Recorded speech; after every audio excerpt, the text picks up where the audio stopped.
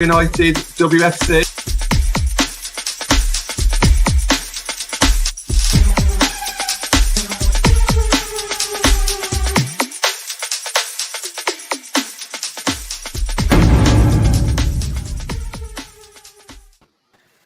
Hello and welcome to All For United with me, John Foster, MUFC. We've got Natalie, Stuart and Adam joining us tonight. How are we all doing?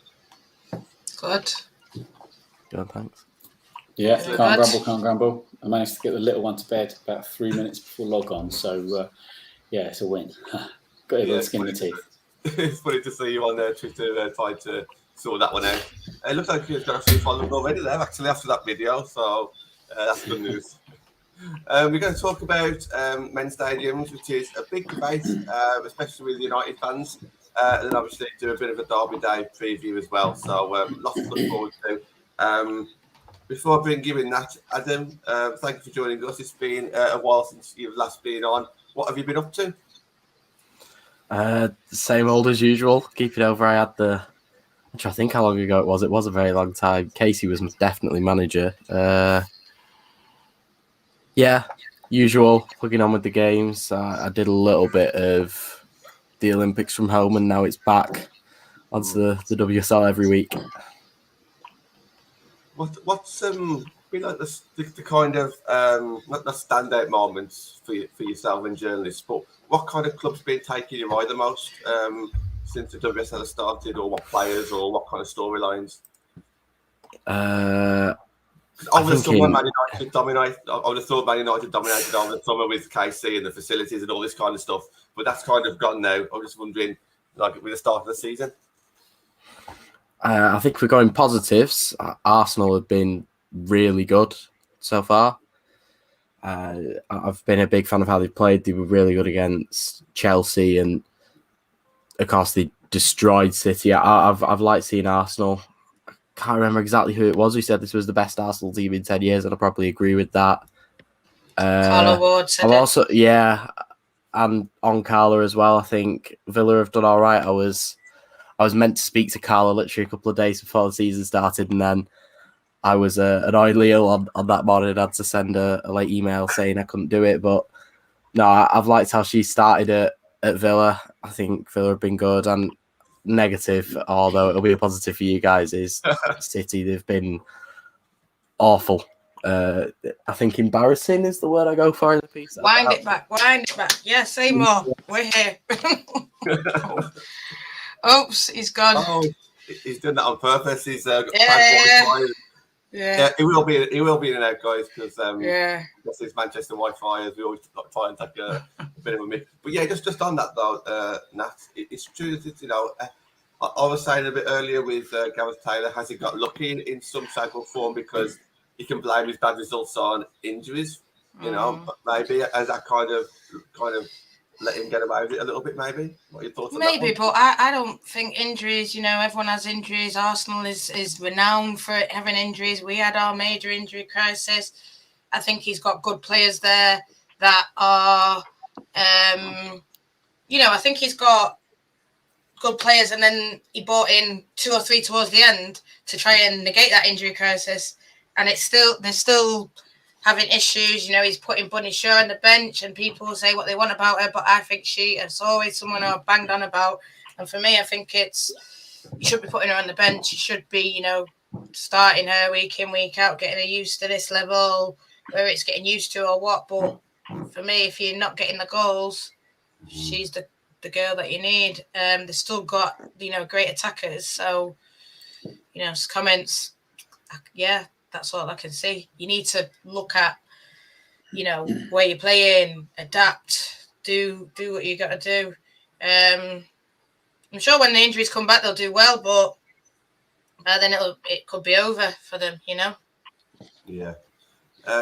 If anyone has missed Natalie and Catherine's show yesterday, please check. It was yesterday, was it Wednesday? Yeah. Please check it out. It's a massive show.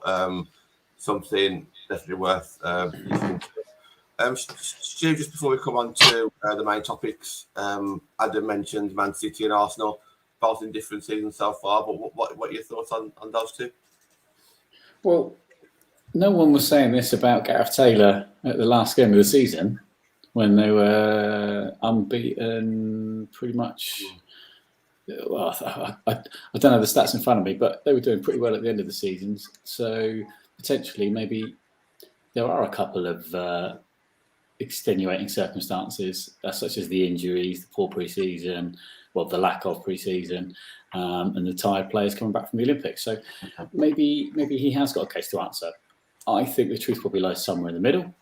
Do I think he's the best long-term manager for Manchester City to overtake Chelsea? No, I don't. Do I think that it's commendable that Manchester City like to promote from within the club? Yes. But I think it will be to the detriment of the team in the short term. I think a lot of Nick Cushing's work is being undone, and they're going to be playing catch up if they're not careful. It's going to be a not too dissimilar scenario to Arsenal, where they're going to be struggling. They're going to be there and thereabouts. They might put some good form on towards the end of the season and put a push on for third or fourth.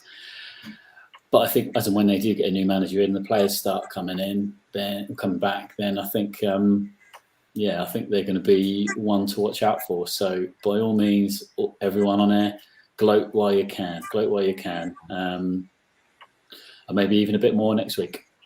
Who knows? But as Adam was saying, Arsenal are looking great, and it's nice. I know still historical rivals, but they are the Brazil of the British Women's Super League. And what I mean by that is they've just been a great side. They've been trailblazers from the very beginning.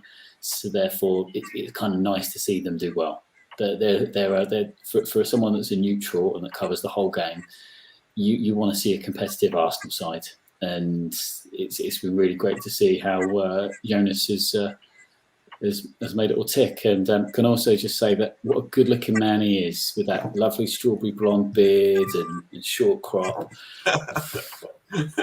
But no, they're both doing very well. I think Chelsea are looking good.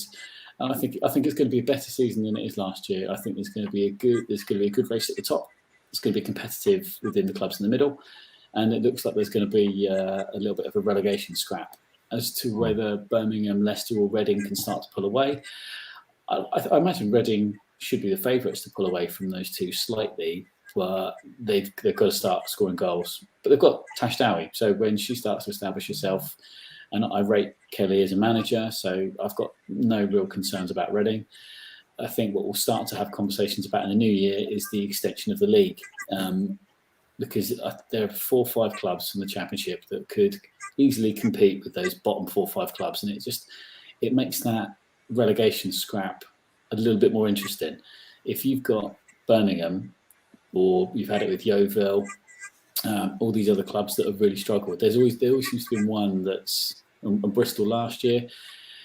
You want to have, if you're going to have a little mini league in the top 5 and in the middle 4 or 5, then you want another little mini league at the bottom, so that it's interesting. Because I don't know what Craig would say about this season, but they're going to be up against it. And is it going to be a straight shootout between them and Leicester City?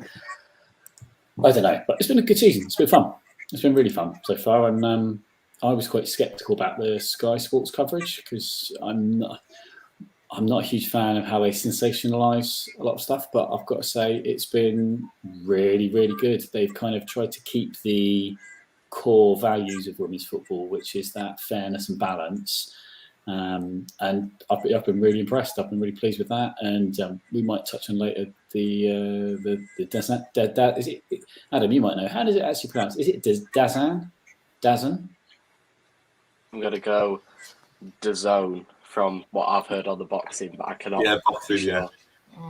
That's how Eddie Hearn says it. Eddie Hearn says DAZN.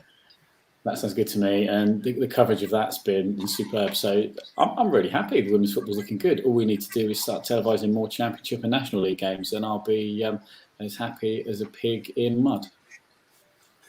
Stu, whenever we have you on, I get an idea of doing another show right after. So, yeah, I think we'll mention about that league extension, because it's been going. Obviously, the fan base have been talking about it a lot. So, yeah, that's definitely something we can touch on in a lot more detail in another show. And that's just to finish up on this. I think it's fair to say that I think Arsenal has the respect of a lot of fans out there. Obviously, not just Arsenal fans. I think the whole of the WSL. giving credit to Arsenal at the moment, the way that they've started. Obviously, they had a bit of a blip midweek. Hopefully, that's what it is against one of the best teams in the world. I think that's about right, isn't it? Arsenal looking very strong at the bottom 3 teams at the moment. It could be any one of those 3. I sort of said at the start, I said, well, when they beat Chelsea, I said I think they're going to win the league. And then I said, whoever signs Tobin, I think they'll win the league. And then obviously they signed Tobin. So I think, they're probably going to win the league. And I know Chelsea fans might be upset over it. I think there's I saw a bit of discontent over Chelsea, and it was talking about, the fullbacks, what areas they needed to strengthen. I mean, this could then be a whole new show, but, should they have strengthened more? Newen, I can't really say her name, Anik Newen's not really playing. So, yeah, that's where I think that is. I mean, yeah, I think City will come back, but they've lost 3 games now. Is it 3? Yeah. So I don't think they're going to win the league, to be honest. Sure, they'll be pushing up there to get that 3rd, though. But, yeah, I think the league's probably out of it for them. Spurs have done really well as well. But in terms of the bottom, I think it's a straight shootout. I think the biggest game is going to be Leicester versus Birmingham, because I think whoever wins that, or if it's a point and then whoever wins the second one, that's where I see it sort of maybe getting the points, unless one of them can hold out for a 0-0 somewhere. And Birmingham did well defensively, so maybe it might be them that hold on for a 0-0 somewhere, and that 0-0 is a point at the end of the day. Yeah, you might not score, but I think with the bottom, as long as you get enough, those odd little points now and then, you'll do all right. So yeah, I do expect it to be a straight shootout, probably between Leicester and Birmingham. And Leicester fans might not like that, but I've heard people talking about Leicester. They've done well. That you look at the playing in the King Power, and we're going to go into it, but their training ground. But a lot of their players are sort of, not a lot of WXL experience, apart from probably the 2 that they signed from us. But even then, Abby and Jess didn't really. Abby probably got the most players that have come up, stepping up more, and they're finding it tough. It's not an easy thing just to step up, even if you were full time. It's still not easy. There is still that gap. So I know that go on to that show about every team will step up, but then there is still that gap. So yeah, I suppose that's a counter argument to it. But yeah, I know we're going to go on to men's stadium, so I'm going to let you. Yeah, well, I'll let Stuart introduce this one then, and then obviously we can all kind of have our kind of say on it. But we spoke about a month ago now, didn't it, with Stuart about this? And when you messaged me, I thought, well, this is just a debate that's been going around ever since I've been involved in women's football, like in the last 3.5 years, and I didn't think too much of it. But the way that you kind of spun it to me, you did kind of bring a good case, one that I never really thought of before. So we'll just have a conversation to see how this goes. Well, just to give you a bit of background, my favoured system would be mirroring something that Barcelona have done, something that Manchester City have done. So you have the club's main stadium, and then you've got that sort of secondary stadium, which is still affiliated to the club. I think that feels nice. I think that solves the problem that will probably get picked up on later, where you're unable to fill a big ground, and some people might say it's a bit sparse. So I'm certainly open to that. And Bristol City obviously done the same thing with the High Performance Centre, and I like that model. And as much as I'm going to float the argument for one end, I think the balance probably is that model is the best one. It would be great if Manchester United just came in and said, we're going to buy the LSV and we're going to turn it into our own stadium, a little bit like Chelsea have done with Kingsmeadow. It's got all their signage up there. They're not renting. I can't take full credit for this, to be honest, because it's really Susie Rack's article that kind of completely persuaded me on so effectively what she argued, and that is that the men's and women's teams should play at the same stadium. And I'll go for the positives in the first instance, and obviously you guys feel free to sort of jump in at any point. But for me, the main positive is we all want women's football to be given equal billing to the men's. We want to see the same sort of advertising, kit launches. We want female players. And we want that one club approach. But the only true one club approach is sharing a stadium, because we all know that there are a lot of trolls when it comes to detractors for women's football. And if you've got a product which isn't deemed good enough or important enough to share the men's stadium, the mighty men, then it just adds fuel to the fire for them. But I think if you've got a club that's willing to properly invest, and I'm not talking just financially by letting them play there, I'm talking like emotionally invest in your women's club. You're getting them into your stadium permanently.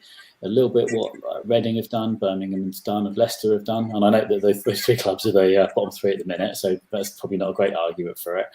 I just feel that really shows faith in the product of women's football, of WSL football.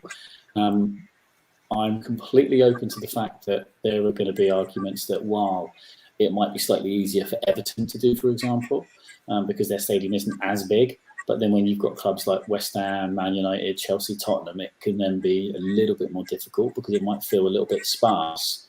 But for me, that's not a reason not to do it. That what I would be saying is those players deserve to have the same facilities, training facilities, match facilities. They deserve to have that. They deserve to have the same quality of pitch. They deserve all of it. As a club's perspective, what you would be looking at for me, is to how can we then build a crowd?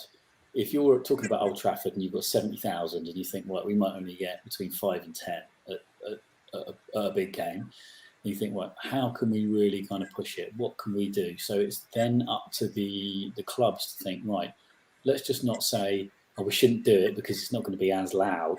Let's say, right, what can we do to bring the men's fans over? And through the people that I've been speaking to, I'm based in Portsmouth. I tend to go and watch Portsmouth women quite a lot.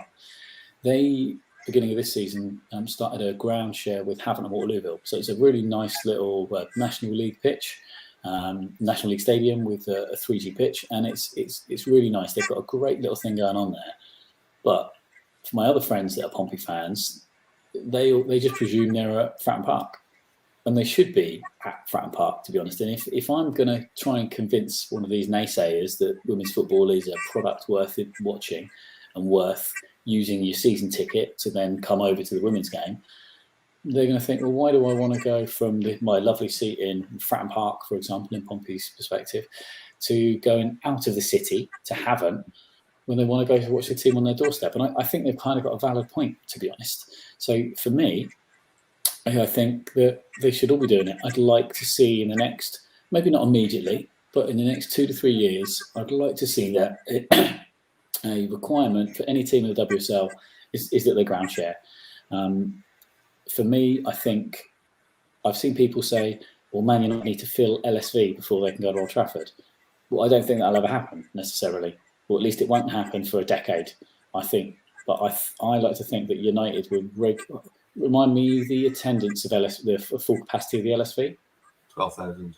12,000. I think that United will be getting a regular 10,000 crowd quicker if they were Old Trafford than they were in LSV. Because it's the LSV. Because it's in Manchester. Is that what you're saying? Or it's in Manchester. It's the home of Manchester United. It's like you can't fully consider Manchester United women to be of level pegging to Man United men's until they're to the Old Trafford. And I just feel personally that Manchester United women would get a regular attendance of 10,000 for matches sooner than they would if they were at Old Trafford. Whether that would be the best thing in the short term, I don't know. And I'm completely open to that fact that it might not be the most practical thing right now. But I just think that teams have got to be bold. I've even spoken to Kelly Chambers about it with Reading.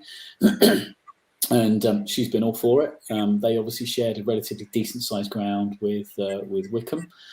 So you're looking, you've got 2-3 stands that are completely empty. Obviously, we were there for the FA Cup game, and United brought the atmosphere anyway. So it's not really making much of a difference. But if you're, I'm going to start repeating. So I'll let you guys jump in and either rip me apart or tell me why I've got some things right. No, I'll let Adam start first, but there's a lot there to get into. So Adam, just your thoughts on obviously what Stuart said, but the whole debate as a whole as well. Right, there are quite a few things. I'll start on. There's someone in the comments saying build a stadium next to Old Trafford, and I get what Stuart means with being around.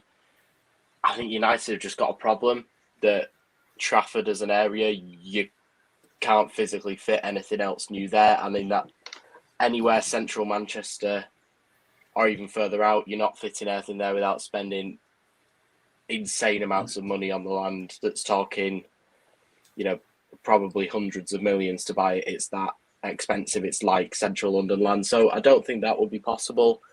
I would like to see them at Old Trafford all the time, but to look at the viability of it, is it worth? One thing we don't talk about enough with the women's game either is just how cheap the tickets are. It's a positive for getting fans in, but it's also when you start crunching the numbers, thinking, how can a team rely on, these big gates where you like some North London derby? I feel like it was £10 for an adult, so you're getting 38,000 there. But let's say 12,000 of them were probably free tickets. So realistically, you're making a very small amount of money, and you've still got to steward it. You've still got food. You're going to be making a very sizable loss at every single game. So until you're at a point where you can guarantee a decent crowd, it's not going to happen when you got to factor in policing, transport, all those sort of things. It's really difficult. Isn't every club operating on a loss at the minute? It's also the magnitude of loss that we're talking about here. A lot of the WSL clubs, I think the worst losses are City and maybe Chelsea, where it's a couple million. But this is where I wish I had my spreadsheet. There are others who break even. A couple. Brighton, I think, made a profit. Off the top of my head, United is less than City and the others. So mostly it's in your 6-figure losses that teams are making, which really can be, when you've got rich owners, that is nothing to them when it comes to PR money. Even the millions at City is, in the grand scheme of things, absolutely nothing. But it is just difficult. I would like to see it, but I do think the numbers have got to be there at LSV first to then say, right, if you have in at LSV, because it isn't going to be open for a long time, that terracing. I don't think the way things are going, it'll ever be open, the normal terracing, but 10,000 in there isn't too hard to attain. But if you're only getting 2,500 with cheap ticketing, then that again is quite different. So the attendance is a really big problem. I think does get brushed under a little bit. You look at the TV money coming in and all these other things, and you think, well, why League and the National League North easily trump it in attendances? You've got to create the match day experience. I feel like, just off the top of my head, United do that really well. When I've been to cover games, the Chelsea one was my first with fans, actually. It's just a good overall match day. You have the fans milling around the ground before and people go, and you need to make it a part of everyone's routine every week to then start getting people coming along and ultimately winning. More games. They would easily fill it more because Manchester United are the biggest club in England. So that was... It's the same. Chelsea, look at how big their attendances were last year when they were winning so much and they sold out the season ticket pre-sales. So look at LSV as the option and look at the smaller grounds, but maybe a different size of smaller ground, if you like. So I don't know, Bolton Wanderers' ground, for example, could probably hold about 20,000. Really easy for people to get to on public transport. Is more Manchester than Wigan, which is Liverpool Council who have the land. That'd be good. Or again, making the grounds like Leigh Sports Village more United-centric. I think Lee is just a bad ground in general for getting to it. Your public transport options are absolutely awful. That's nothing. That's not just against Lee Sports Village. I was speaking to Ryan Gregory, who's probably been on this before, who lives in Lee, and he will complain about it all the time that it doesn't have a train station and those sort of things. So that's a problem. And again, for United with Lee, tens and tens and tens of millions, are United really going to want to fork out that sort of money to buy a ground? That's the problem. I think when the next TV deal comes in, damn sight bigger than what it is now, which is ultimately absolutely tiny in terms of TV deals, that's when we'll start to really see the big changes. Just before Nat comes in, Stu, do you want to come back on any of those points at all? Most of them are bang on, but the main thing I would say is that you start a business, a lot of businesses don't take a profit in the early stages, and that's what the WSL team is for a club like Man United. If let's face it, we're talking about magnitude of losses, but it's magnitude of losses that they could quite easily afford. I think Paul Pogba could probably bankroll a women's team if he gave up his wages, and that's one player out of a squad of 25-30 in the men's team. So it's valid, and I don't think it's wrong, but I certainly think I do think it's achievable, and it's making excuses for the Glazers ultimately.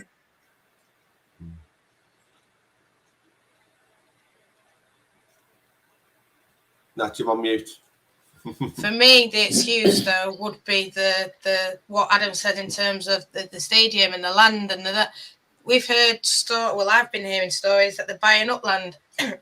Adam will know more than me, but there's the old police station where White City Retail Park is.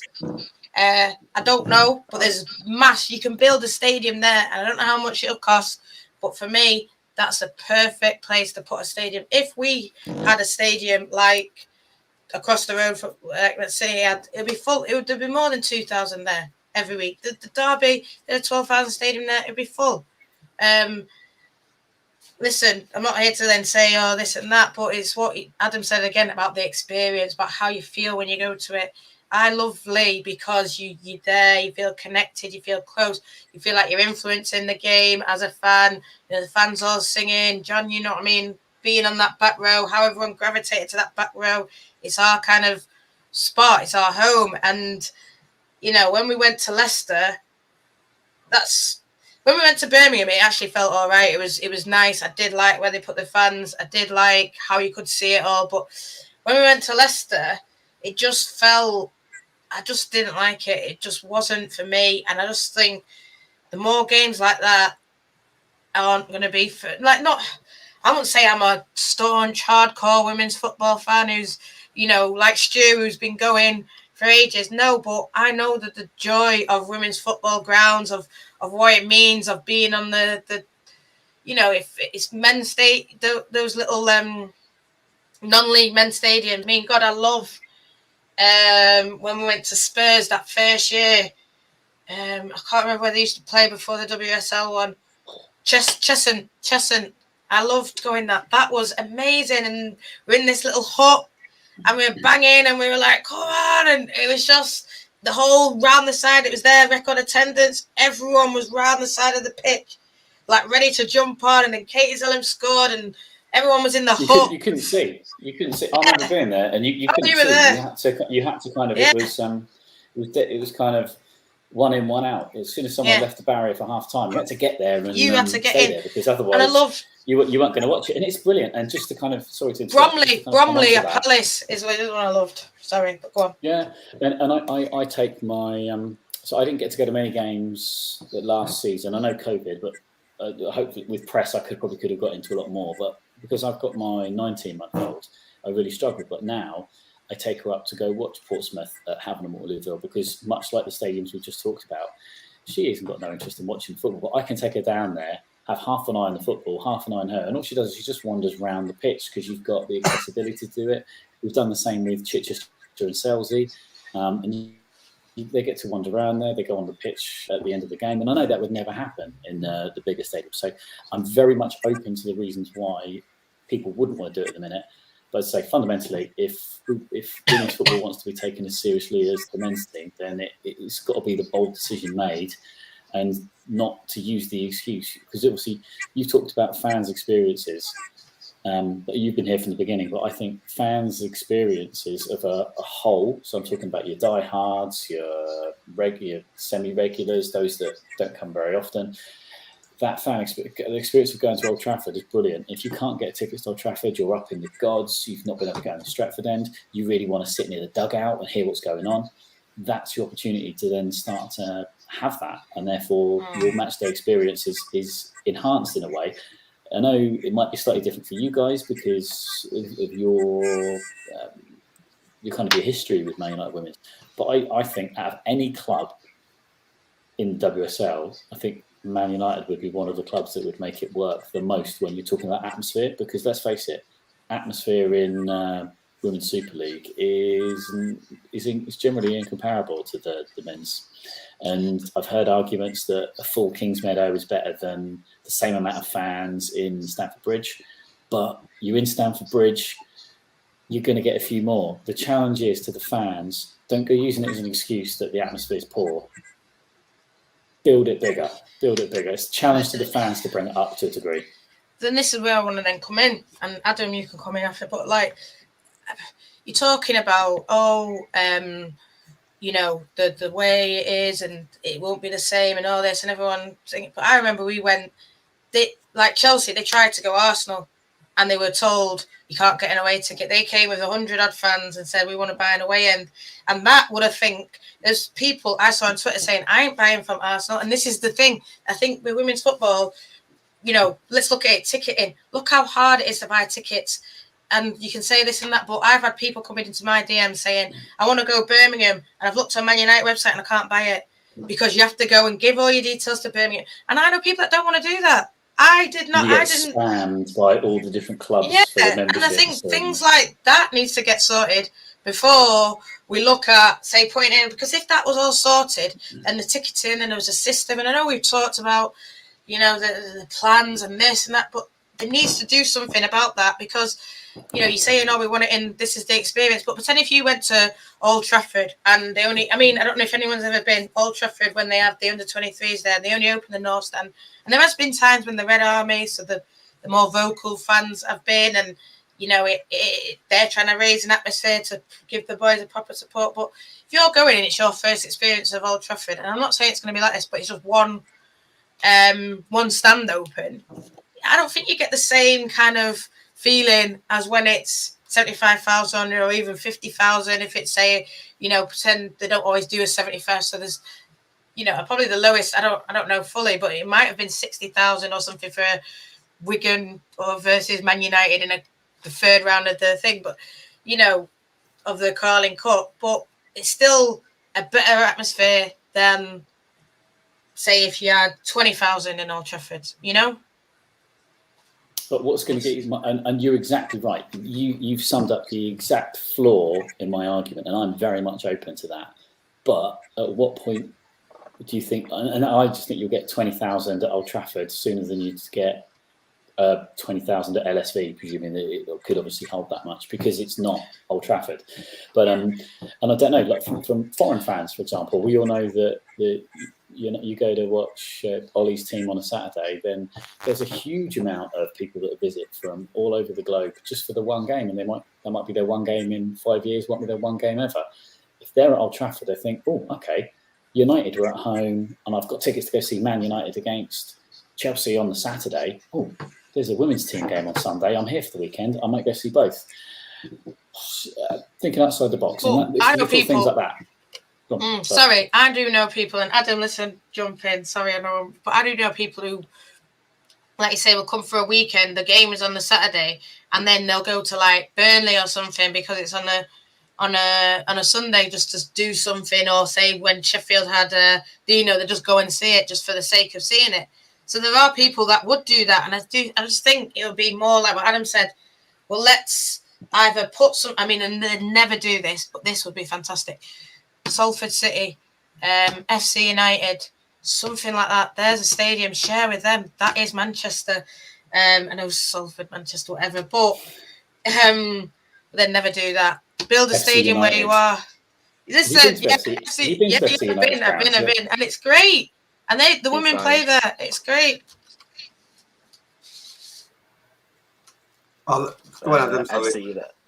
Yeah. The only problem with FC United and Salford City is I think I've been in the away end at Salford's ground, and League Two fans will tell you that is nowhere near fit for purpose for National League. Never mind fit for National League North. It is awful facilities wise, and I had a mate who hurt himself like falling down it. It's really bad, and FC United is a shame because it's just tiny in a small part of Moston. I've got a feeling FC United is, but yeah, it's a shame that it's just the logistics of finding somewhere to build, because Trafford Council probably wouldn't let anything in Trafford. They wouldn't. You've already got the cricket ground at Old Trafford. They wouldn't let another stadium at all. Salford Red Devils, someone's just put in there. Possibly. Well, you don't want to share a ground with a rugby team. That's got carnage written all over it. It's worse than Prenton Park. Can I just come in on one bit, though, about this? Yeah, we'll leave it to it. Leeds are a better rugby team than Salford. Bigger one. United put money into, like, you see the advertising boards now at LSV. That's United putting money into it. I know there would be a bit of LSV, but United are putting money into the facilities, into where they're training. Usually, I did see the other day, had a bit of Salford stuff, but usually, from the first year, they always had Man United women, and it was always there, whether you went to the 23s, whatever, the Man United women with the badge and all the girls was always there. And I remember taking a picture like the first day. So I just think it's more of making it easier to get to Lee, or maybe in Altrincham, or building up on a ground that's there. And like what you said, buying at your own ground and then making it your own, like how they do at Kings Meadow. Can I ask you a question about LSV? So capacity, did you say it was 12,000 earlier? Yeah, 12,000 people park there. Yeah, it's got good park, it's got good facilities for that, is it? I think in the overflow car. Yeah, I've got quite a bit of parking in there, but whether or not 12,000, okay, that's fair enough. There wouldn't be 12,000 cars, would there? So that's the thing. A lot of people always. But going on, adding to the point that Natalie just said there, Southampton, one of my other local sides, are doing fantastic things in the lower leagues, and I think they've had one potentially two games at St Mary's Stadium, at least one I know for a fact in the FA Cup. But they play their home games at the home ground of in the New Forest, which is about maybe 15 miles west, and they share a ground with AFC Totton. But what they've done is they've invested so much money into that stadium, that ground. They actually share the same groundsman or groundspeople that from St Mary's. So the pitch at Totton is incredible. It's absolutely beautiful. And so, like you say, if you're going to share with another team, it's good that you invest to make sure it's up to the same standard. And I could be talking rubbish on this one, and I don't think there's any Saints fans that will correct me on it, but I'm pretty sure they changed the dimensions of Tottenham's pitch to mirror St Mary's, which little touches like that do work. So there is progress in the short term, but as I say, go big, go bold, share. Stu, just before we move on to like a bit of a Derby Day preview, do you think, because I do agree with you, I do think obviously we'll get a lot more at Old Trafford than we would at Lee. I do think it'll grow quicker. Whether or not as a percentage it would be any different, i.e. 20,000 at Old Trafford is just under a third, which is equivalent to 4,000 at LSV. I think, potentially we could potentially get to like 4,000 at LSV quicker than 20,000 at Old Trafford. But obviously that's still 16,000 less than at Old Trafford. So I get all this. Stu, do you think that these fans who do end up going to Old Trafford, do you reckon that they would be loyal, or do you think they would just go for the sake of a day out? Does it even matter? I don't even know. I'm just asking the question. Would it be maybe? I think for a club to be successful, you have and use all of those different fans. Like you go to Old Trafford on a men's day, you've got the diehards that go home and away. You've got those that go just home. You've got those that probably share. They go whenever their mate who's got a season ticket or family member that's got a season ticket can't go. You've got people like me that live in Portsmouth that I shared a season ticket for a couple of years with the Hampshire supporters branch, and so I go out with them. So I may only go 2-3 times a season, but that's with the Hampshire branch of the supporters club. So, and you've got your visitors that might come from abroad. You've probably got some neutrals that go there because they're in the country and they want to go watch Man United. So I think you've got to embrace all of them. Ultimately, they've all got a role to play in the building of the club. Yeah. Adam, you just want to give like a final kind of summary on your thoughts on this one? I think on what you're saying, a lot of them would be going for the day, if you like. If you look at the big games, the Etihad or at Spurs and stuff, a lot of them. Well, if you look at the Spurs attendance for that Arsenal game, and then compare it to the Spurs attendances for games after that, I feel like the novelty of just being able to go to the ground for £6, or if you got a kid anywhere in a region that's in the local FA, they'll give free tickets because they gave thousands for both games. I know for the Manchester derby, it was another amount where there were so many kids there from local football clubs who got in for free. I'm talking probably about 5,000-6,000. That's just off the top of my head though from 2 years ago. So I do know Callum at the Manchester face, and I don't want him going into me at that. But I think it would be a lot of that, and then seeing whether you could keep those attendances sustained over time. I do think there would be a big drop off when you lose the novelty of it. It is the novelty factor that helped with the first attendances, and the fact that you can get to a ground for cheap, an organic supporter base.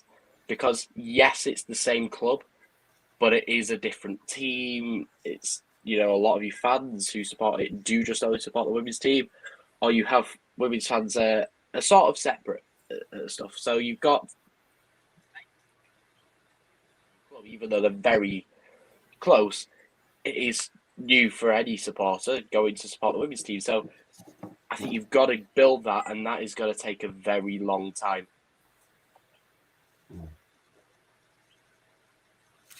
Might do. Yeah, I mean, my point is, I would prefer it just for the big games currently. I prefer to make, this is just my point. Obviously, not everyone's going to agree, but, I prefer it just for the big games, because I think even we're seeing now with the Arsenal, Chelsea, like we talk about Leicester, Reading and Birmingham are there. Like I said, we've played Leicester and Birmingham quite close together. I do think it's sort of that novelty maybe has worn off. I'm not saying it has. I mean, I think if Man United probably played a game at Old Trafford, which I'm expecting, it would get a good attendance, and they promote it well, and it'd get a good attendance. But then if they did the next game and the next game and the next game, it would drop off. I think even Leicester's shown. They had us the first game. They've had Tottenham. It's dropped off. I think I agree with what Stu's saying, though, about the whole, it is on the fans to do it, but then it's on the clubs to help the fans. So, like I said about the whole, whether we call it segregation or what, but that's what the people want, and that's what Chelsea asked for. And it wasn't sort of catered for. And I think there's that thing that we don't want to sort of go down that road, and we sort of want to do it different. But if you want a lot of these people to come who are going to be, like we say, maybe only come for a day, men's fans, this and that, let's give them the experience that they're used to. Kind of, yes, let them used to the women's game is a bit different, but we've had segregation in grounds, so why not have it? When you play in the big stadium, why not have it in every stadium? Why not have, when we go to wherever we're playing next, Spurs, why can't we have our own section there? And maybe that's the way to start it, because it would be like that at if they had it at Tottenham's men's stadium. So why not have it like that at the women's stadium? But there's another debate for later, and I know we're going to touch on the big one. And for me, I know people are like, why is it not on this weekend? But obviously the rugby's on this weekend. Like I said, I do expect a game to be at Old Trafford. But would I rather have this derby when it's sort of the biggest derby in a way when City are doing so bad? Would I rather have it at LSV where I know that we can be basically on top of those City players, on their back, any little mistake, jump on them? Or would I rather have it at Old Trafford where we're just getting used to it and this and that? I'd rather have a game like, don't know, Spurs, or I'm not saying Spurs, but you know what I mean? Like a game like Birmingham at United, when you know that, I know, disrespectful way, you're going to beat them. Sorry, Craig, if you're listening. Whereas a big game like this derby, which is going to be we're ahead of City, we can go 9 points clear. I want to be, if Alex Greenwood makes us say, bang, let's go. Right, on them. Jill Scott's playing centre-back. Make it difficult for a presser. When Tooney's up against her, screaming, go on, Tooney, so they can hear it, they can feel it, they can have that pressure on them, the City players. So I know people would, if it was that Old Trafford, I'd come. Yeah, it's great, but I don't want people who are just going to come and are not going to singing for the girls, shouting for the girls, being the way that they want. And yeah, there'll still be that section that would, but I want the whole place to be like that. That atmosphere to be red wave, whatever, energy, synergy, all the words that he says. He wants to feel what it's like at Manchester Derby, and he's going to feel it on Saturday, and he's going to feel how it's a bit different to say that the Chelsea game, because it's City, it's a derby, it means something, it matters. Cool, there's a great lead into the weekend. Well, you brought up a great topic there, Stu, and I think we'll have to address it again like halfway through the season when we can see what other clubs are doing and see how well it's doing. We mentioned the attendance is there around about 2.5. I think Leicester's, like Natalie said, it's dropped off a little bit. But just to shout out to Nottingham Forest, who was in Tier 3 and managed to get 4,000 in their men's stadium. Okay, it was a derby day, no pun intended. Top of the table kind of clash as well. But it is there, it's just whether or not the loyalty is there and the longevity is there, sustainability is there. Because if it was, then it would be great. But yeah, I do appreciate it's tough and it's not right for all. But I think maybe I'm just getting a bit ahead of myself. But I think I'm really sorry if I'm going to butcher this pronunciation, but is it Ryan on the comments? When they said that obviously you built a club identity at LSV and deep down wouldn't want to move from that, but ultimately on the surface would be cool with it. And I think that's probably the right answer. I think everyone accepts that my reasons for sharing are valid and the best ideas, but we're all pragmatists, and in a practical perspective, it might not be the best. But we've gone to a great segue to about the derby, and I've taken it off. So, John, I'll let you bring it back. And I'll shut up. No, it's okay. I was really glad. We've got a bit of a big game coming up on Saturday. Literally counting down the hours. It's fair to say that we're excited about it. This is one game against the top 3 where we can potentially actually predict a win. Usually I'm one of these people who say, yeah, I'm happy with a draw. I probably would be happy with a draw, but I think we can actually get a win this weekend purely because City are up against the ropes. You can say they're a wounded animal, but if they haven't got the full strength squad, which they haven't, we've got a good chance here. Adam, I'll bring you in first. What are your thoughts going into this derby? It's massive, isn't it? For so many reasons.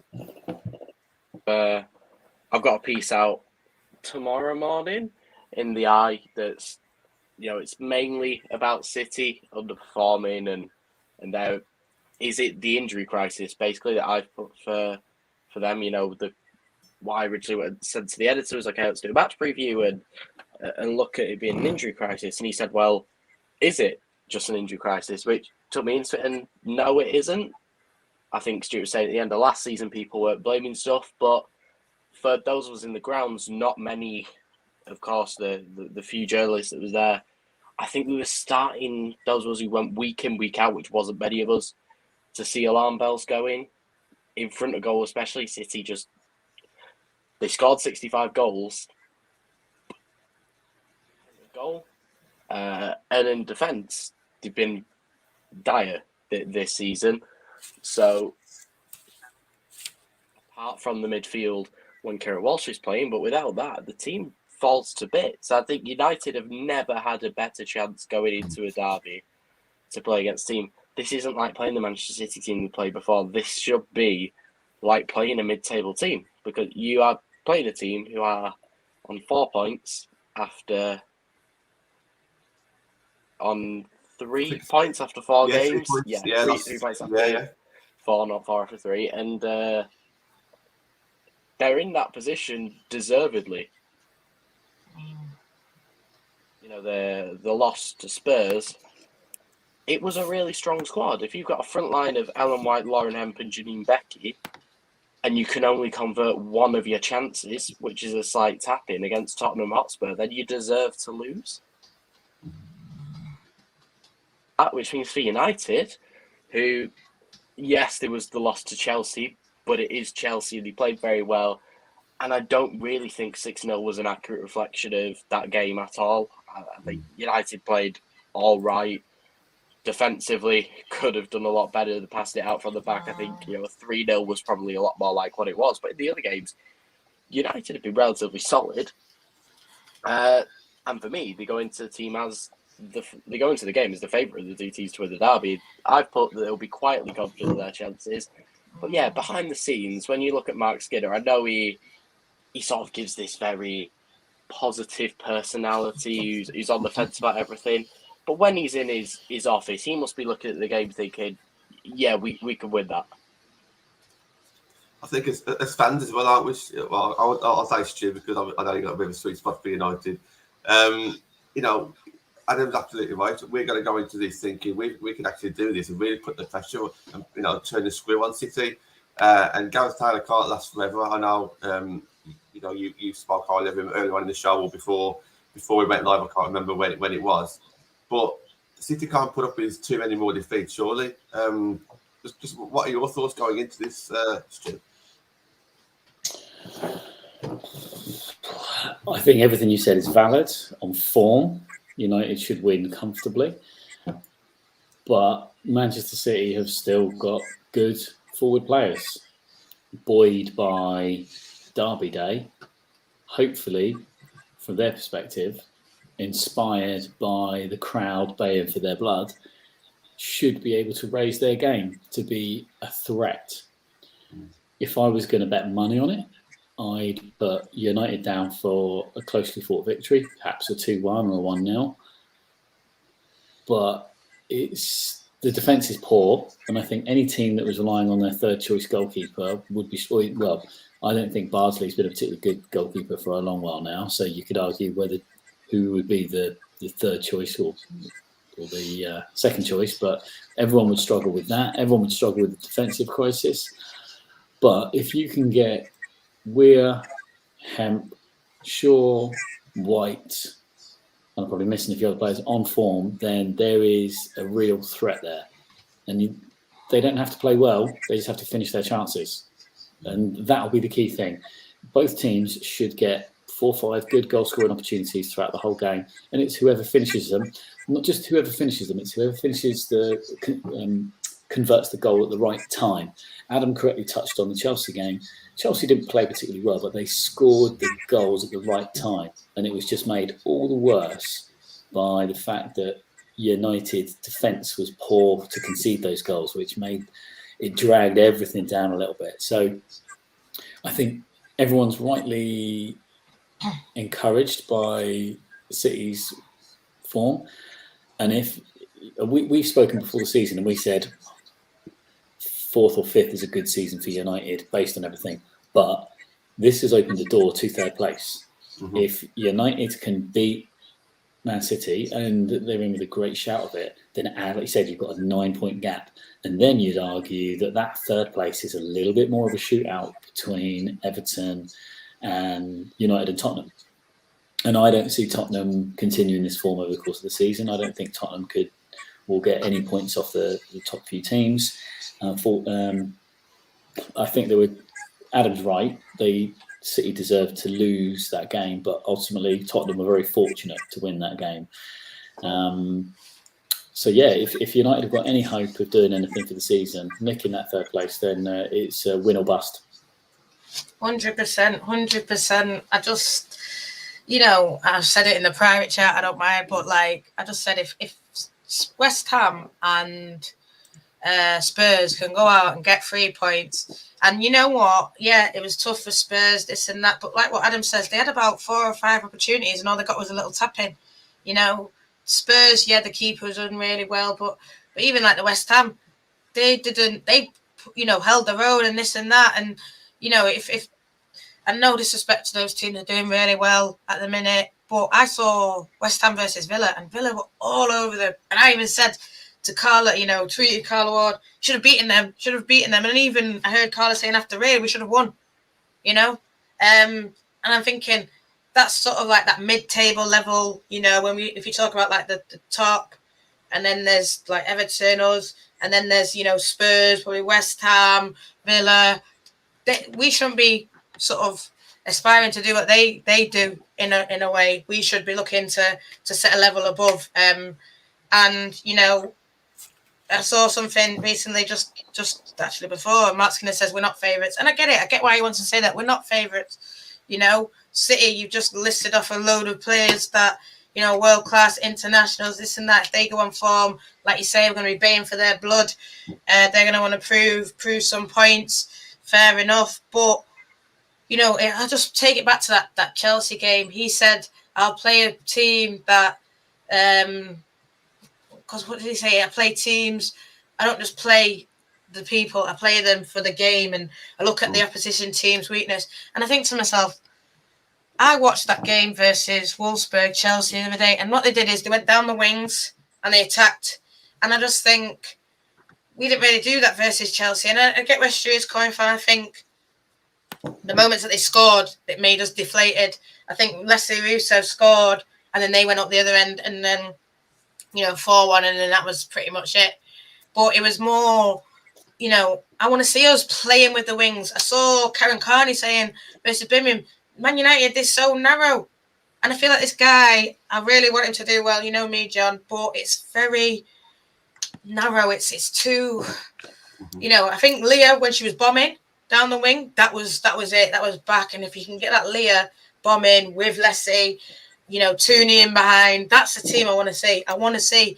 I know we'll probably go on to it, but I'm going to say it now. I want to see Mary, Honor, the two centre-backs, the Mannion and Martha, Blundell. I want to see Hayley Ladd, because I think we need a destroyer in there. And I think when she came on versus City, that was versus Chelsea, that was different when she was breaking up play. I think we missed that when she wasn't playing. I think she is the 6 in there. No one else should be playing 6, because Hayley Ladd's the best 6 that we've got. Then whether he plays Jackie or Zellum, it's not my business. And then I want to see Tooney as 10. Yeah, because I think that's where you get the best out of Tooney. And especially if Alessia Russo is in front of her, those two linking up. And then with your wingers, your Hansen, your Galton. That's it. It's there to be won. And I'm not a football manager, so maybe he'll come up with something different. But I don't want to see, what we've seen, because I think then they'll figure it out. I want to see something different. I want to see the best players playing in the best position. I want to see Hayley Ladd. I remember last time we played City, Hayley Ladd's in there. I think it was Walsh, or who's the other one? Walsh or the other one? I can't remember, sorry.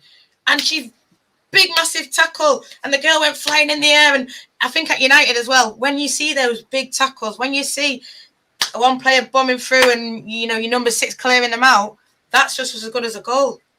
When you see big saves, that's just as good as a goal. And I think things like tackles are going to be what sort of swings it. You get what I mean? Like, I think if you see Mannion going in for a big header, throwing a City player on the floor, boom, the crowd's up, let's go. Then they feed off that, we feed off them. And I think, you need to get aggressive with them. And I don't know, because I've not seen the full of what West Ham and Tottenham did. And yeah, we should be above them, but they played a certain way. They both probably played similar. So there it is. The blueprint is there. And I said the same about Chelsea. The blueprint is there. So why are you trying to do it your own way? And I get it. You're your own person. You want to do it your way. But this is how you beat them. 2 teams have shown you. Why are you ignoring that? I don't know. It's just that little thing frustrates me. And then I know we've talked about it, John. Oh, well, we can't expect too much. This is Man United. I was born to expect. I was born to want the best. And, well, if it's only 3 points, if we lose, it doesn't matter. No, it always matters. And if we lose in the derby, it matters even more. So on that then, Nat, so here's the question. I know, obviously, Man City are a bigger women's team than United, but if we was in the position the City are in now, 3 points out of 12, no matter what the issues are, there will be a complete Fuming. meltdown. Oh, Where's all the fuming at the moment? That's what I'm saying. So, in that aspect, we still have a bigger club with yeah, because look at when Casey left, look at how big it was. It was massive. And I mean, I'm not saying that Cushion left under the same cloud. No, he didn't. He just left. But you know, if we had then brought in Skinner and it was only 3 points, the articles would be going wild, mate. Adam, go on, mate. I don't even don't speak. Sorry. But I had for a minute when Stu said, you know, if he was putting money on it, he'd put it on for a narrow United win. And I did then just have a look. And at least with Sky Bet, United are very clearly favourites to win the game. 21-10 versus 1-1 for United are favourites as it stands. I do think that'll be interesting. I like what Nat said about people sort of making a fuss about being on the 3 points. It is a difficult one because I think for the first couple of games, if let's say after they'd lost to Real Madrid, went into the Arsenal game, and I don't know, they only slightly lost, but then they recovered for the others, and they'd overcome the injuries, and the issues weren't underlying as well and tactical there. I think people would be more inclined to forgive it. And the problem was because people did forgive it when it was, the Real Madrid, when you've got such a thin squad, or the Arsenal where, again, your squad is really thin. That happens, but the West Ham defeat is just... I wasn't at the game I missed out on applying, but on my phone notifications, just like, okay, West Ham are up here.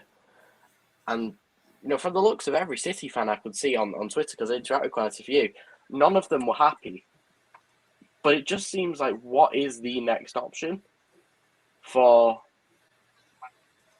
Could they realistically go for? They went with Gareth Taylor. I just don't think he's the greatest manager. It feels like a coach to me. He just the tactics side. He seems like he's someone who the players they like out on the field, but there's always been that lack of something there against the big teams. Like last year, it was basically a reliance on Chloe Kelly and Lauren Hemp using their speed to beat them across which one of the others would tap in. Apart from that, it was nothing special, the football. The other good teams in the world, when you look at Barca against Arsenal, the football that they play, the awareness that the team has, even Chelsea, just how fluid they are in attack. City don't have that. They're in a very different league to the rest of the big teams in terms of the fact that they are purely a big team at the moment because they've got big players and they're not making the most of those big players. I think even Bunny Shaw, for me, she should be coming into a team and scoring goals upon goals upon goals. And she's been isolated completely when she's come. So then when you're looking at United, who weren't the best against Chelsea, but weren't awful.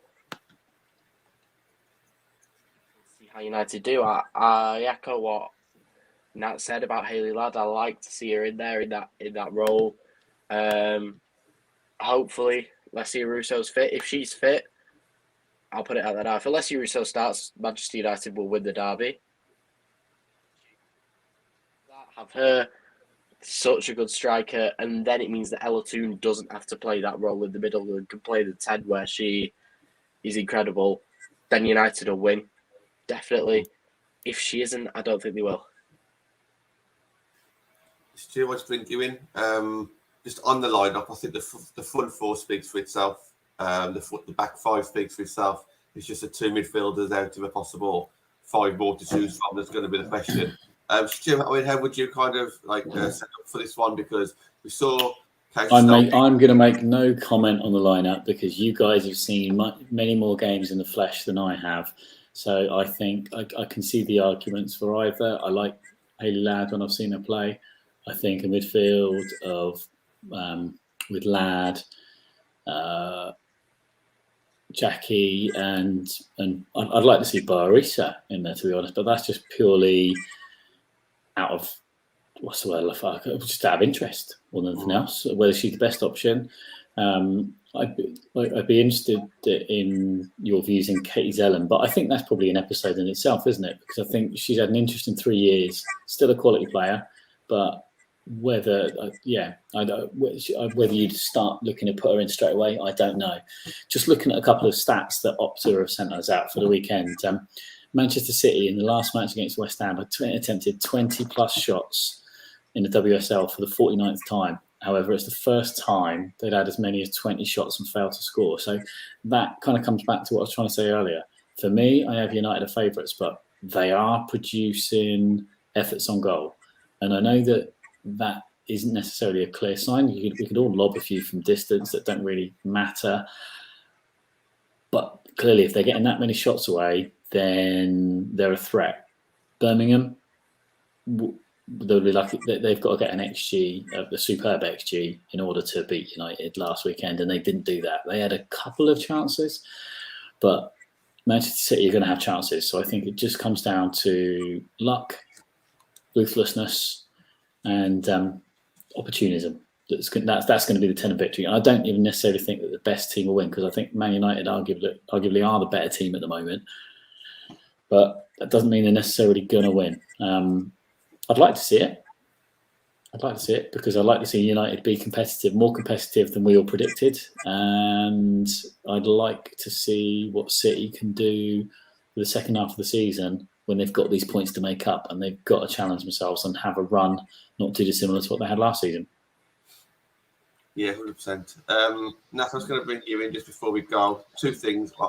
Let's finish off about the atmosphere before we finish. But before we talk about the atmosphere, we spoke a little bit about what Casey was good at in her 3 years, and it was pretty much against these big teams, keeping it tight to the back.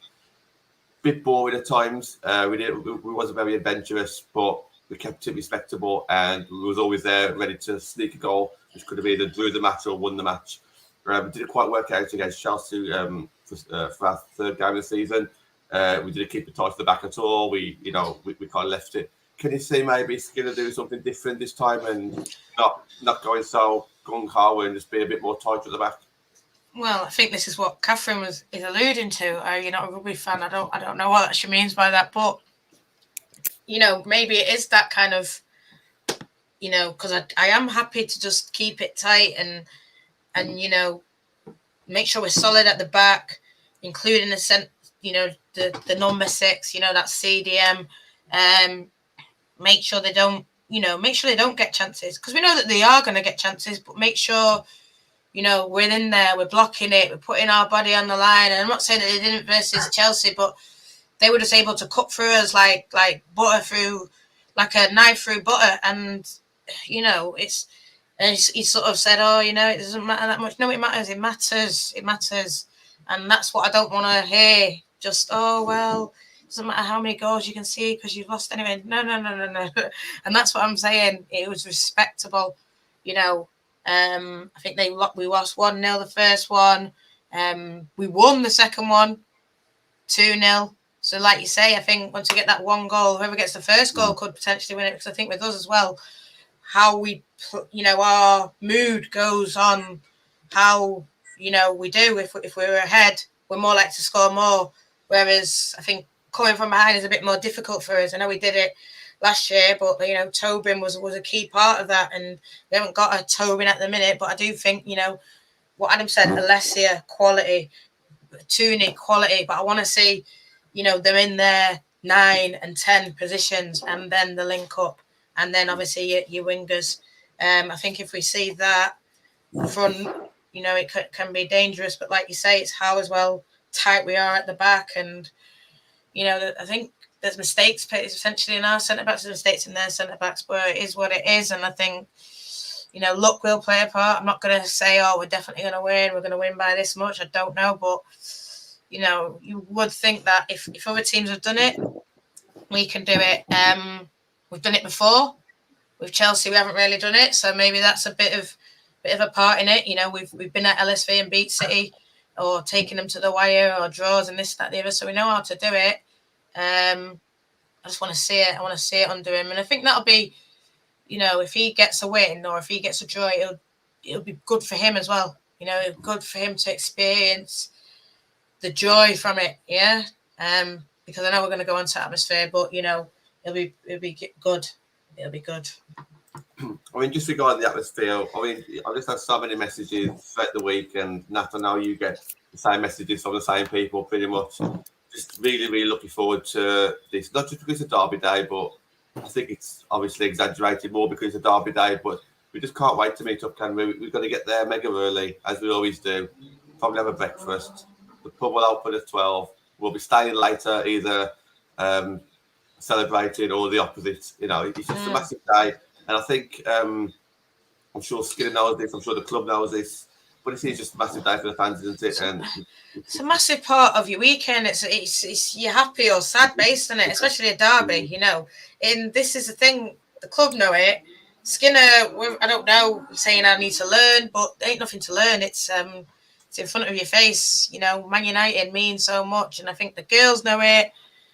Whether he needs to learn it, well, learn quickly, and I think he'll learn it on Saturday because, you know, it'll be like what Stu said, baying for blood. We want to beat them, and then if it is a victory, you know, it'll be going off, it'll be popping off. So, and I want him to experience that. It's going to be massive. If you thought that it was loud in the other games, this is going to be even louder. And like you saying, that we need those ball crunching tackles, we need Manu, we need Lad, or whoever's playing. Doesn't matter who's playing, just get stuck in. That's as simple as that. And then you'll hear us roar even more. We are going to shoot off because we have got a little bit over. But Stuart, thank you very much for bringing that topic to the table. We'll definitely have to bring it up again. And hope the little ones stay asleep for you as well throughout the podcast. Thank you. If anyone wants to kind of read my full review on it, it is on our Since 71 website. I think I posted it now about 3 weeks ago, but if you have a little look, you should be able to find it, and hopefully something else you might like. If you listened yesterday, then Catherine and I collaborated on a piece talking about the NWSL. So have a little look. If you don't already follow us, any followers is appreciated. If you don't follow Adam, do follow Adam because he's superb. It's been really nice for me to actually kind of see him in a bit more of a personal setting other than a Lioness's press conference or something. But Adam, loving your work. Keep it up. Thank you, Stuart. Yeah, Adam, so obviously we've got your Twitter handle on there. Did you say that something's being released tomorrow as well? Oh, pick up a copy of The Eye on Saturday. I should have my City preview. It's either Saturday's paper or tomorrow's, I don't know. And I think Glenn Moore will have something. He was at the press conference with Toon and Matt Skinner tonight. So there's stuff everywhere over the next couple of days. I've been looking the WSL, sort of the paper's WhatsApp chat, if you like, has been really so many people putting the work in. The sort of people who sometimes can't convince their editors to do every single game. You can convince them to do a Manchester derby. So do look, because the amount of content that's going to be there is massive. It's on TV. Reporters, so do read what we write. But yeah, I'm available on Twitter, and there will be people who are better than me, the likes of Susie Rack. Read their stuff. They will be views and the reports. Just read everything. It's a really good weekend for football, and it's only the Manchester derby. You've not got any London teams or anything to worry about taking over it. So you got the two Manchester clubs. That's all that matters. Awesome, and thank you for coming on again, Adam. Natalie, I'll see you on Saturday morning, bright and early. Thank you very much for joining me, guys. Come on.